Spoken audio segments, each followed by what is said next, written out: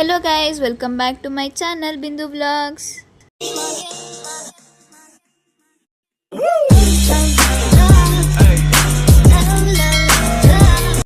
ಇವತ್ತಿನ ವಿಡಿಯೋನಲ್ಲಿ ಮಸಾಲೆ ಅಕ್ಕಿ ರೊಟ್ಟಿ ಮಾಡೋದು ಹೆಂಗೆ ಅಂತ ನೋಡೋಣ. ಇದು ಮಸಾಲೆ ರೊಟ್ಟಿ ಮಾಡೋಕ್ಕೆ ಅಕ್ಕಿ ಹಿಟ್ಟು ತಗೊಂಡಿದ್ದೀನಿ. 1 ಸ್ಪೂನು ಜೀರಿಗೆ ಆಯ್ತಾ. ಆಮೇಲೆ ರುಚಿಗೆ ತಕ್ಕಷ್ಟು ಉಪ್ಪು,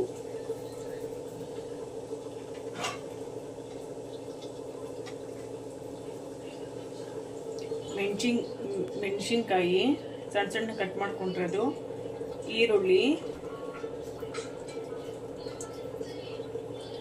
ಆಮೇಲೆ ಇದು ಕ್ಯಾರೆಟು, ಆಮೇಲೆ ಎಲೆಕೋಸನ್ನ ತುರ್ಕೊಂಡಿದ್ದೀನಿ ನಾನು. ಬೇಕಂದರೆ ಗೆಡ್ಡೆಕೋಸು ಬರುತ್ತಲ್ಲ, ನವಿಲುಕೋಸು, ಅದನ್ನು ತುರಿದು ಹಾಕೋಬೋದು.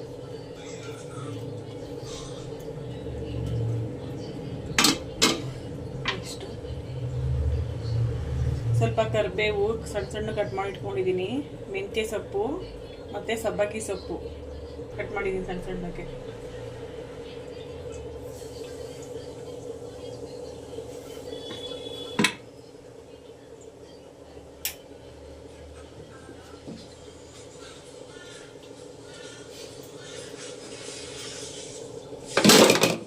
ಅನ್ನ ರುಬ್ಬಿ ಹಾಕ್ದೇನೆ ಹಾಗೇನೋ ಮಾಡ್ಕೋಬೋದು. ನಾನು ಅನ್ನ ತುಂಬ ಜಾಸ್ತಿ ಮಧ್ಯಾಹ್ನ ಮಾಡಿದಿತ್ತಂತ ಹೇಳ್ಬಿಟ್ಟು ಅನ್ನನೂ ರುಬ್ಬ ಹಾಕ್ಕೊಂಡಿದ್ದೀನಿ.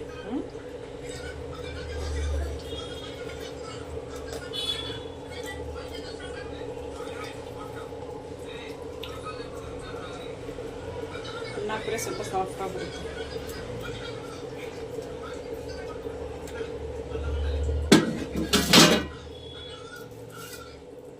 ಇಷ್ಟನ್ನು ಮಿಕ್ಸ್ ಮಾಡ್ಕೊಳ್ಳೋಣ.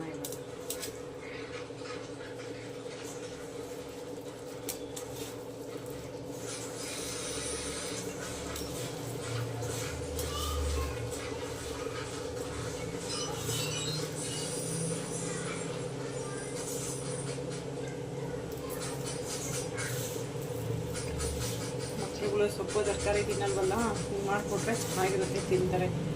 ಇದಕ್ಕೆ ಚಟ್ನಿ ಏನು ಬೇಕಿಲ್ಲ, ಮೇಲೆ ಸ್ವಲ್ಪ ತುಪ್ಪ ಇದ್ರೆ ಸಾಕು. ಹಂಗೇನು ನೀರು ಬೇಡ, ಸ್ವಲ್ಪ ಹಾಕ್ಕೋಬೇಕಷ್ಟೇ. ಹಾಕ್ಕೊಂಡ್ರೆ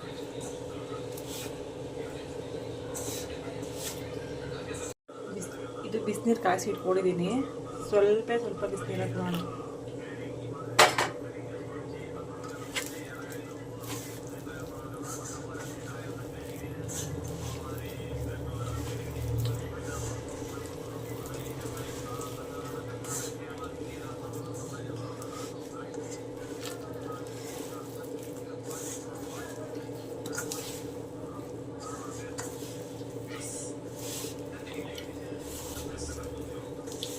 ಇದು ಬೇಕಂದ್ರೆ ಸ್ವಲ್ಪ ತೆಂಗಿನಕಾಯಿನೂ ತುರಿದು ಹಾಕೋಬೋದು.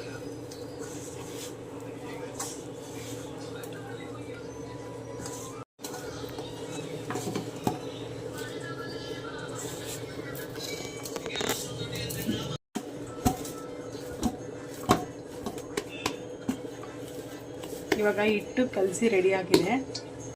ಕಾಯಕ್ಕೆ ಇಕ್ಕಿದ್ದೀನಿ. ಎಣ್ಣೆ ಕವರ್ ಕಟ್ ಮಾಡ್ಕೊಂಡು ಅದಕ್ಕೆ ಸ್ವಲ್ಪ ಎಣ್ಣೆ ಹಚ್ಚೋಣ. ನಮ್ಗೆ ಎಷ್ಟು ದಪ್ಪ ಉಂಡೆ ಬೇಕೋ ಅಷ್ಟು ದಪ್ಪ ತಕ್ಕೊಂಡು ಆಯಿಲ್ ಎತ್ಕೊಂಡು ಈ ಥರ ತಿಟ್ಕೊಂಡು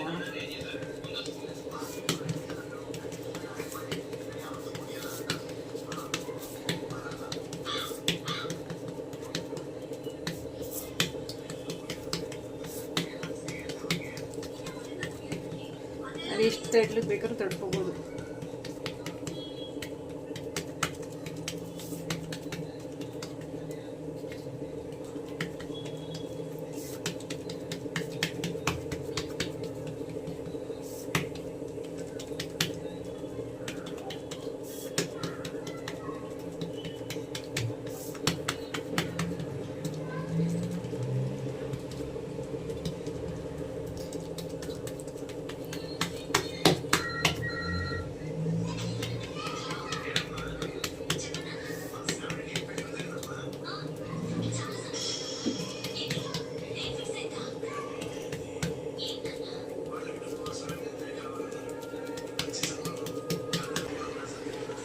ಕಾಯ್ದಿದೆ, ಹಾಕೊಳ್ಳೋಣ.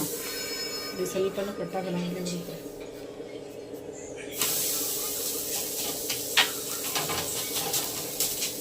ನಿಮಗೆ ಎಣ್ಣೆ ಬೇಕಂದರೆ ಹಾಕೋಬೋದು, ನಾವು ಎಣ್ಣೆ ಹಾಕಲ್ಲ, ಹಾಗೆ ಮಾಡ್ತೀವಿ. ಸೇಮ್ ಅದೇ ಥರ ಇನ್ನು ಮಿಕ್ಕಿದ ರೊಟ್ಟಿನೂ ಮಾಡ್ಕೊಳ್ಳೋಣ.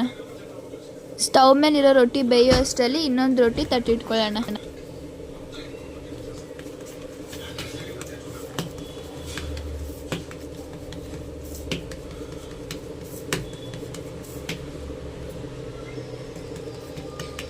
ಈ ಥರ ಎಣ್ಣೆಲಿ ಹದ್ಕೊಂಡು ಹೋಳ್ಗೆ ತೊಟ್ಕೊತೀವಲ್ಲ, ಒಬ್ಬಟ್ಟು ಆ ಥರ ತೊಟ್ಕೋಬೇಕು.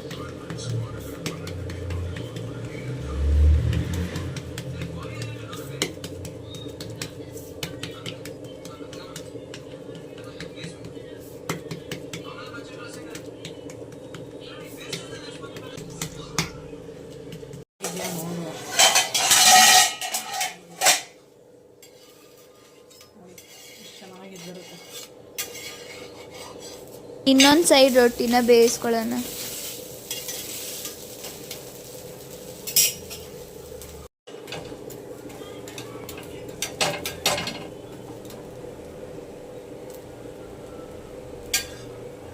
ಇದಾಗಿದೆ,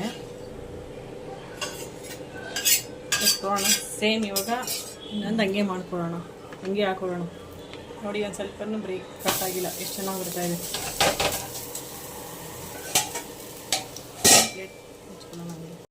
ಸೇಮ್ ಅದನ್ನು ಹಂಗೆ ತಗೊಳ್ಳೋಣ.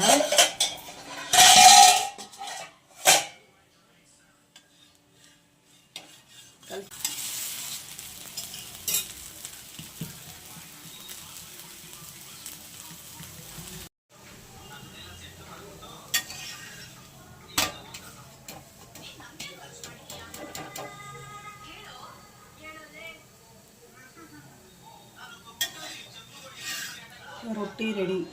ರೊಟ್ಟಿ, ಮಸಾಲೆ ರೊಟ್ಟಿ ಎಷ್ಟು ಚೆನ್ನಾಗಿ ಬಂದಿದೆ, ಸಾಫ್ಟ್ ಆಗಿದೆ, ಎಷ್ಟು ತೆಳ್ಳಗಿದೆ ನೋಡಿ.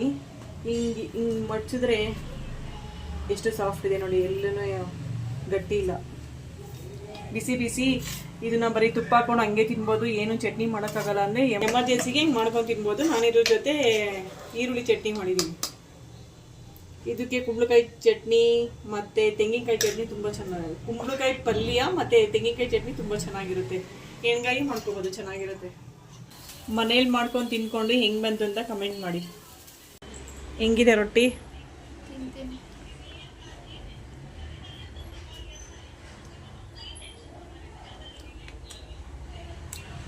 ಚೆನ್ನಾಗಿದೆ.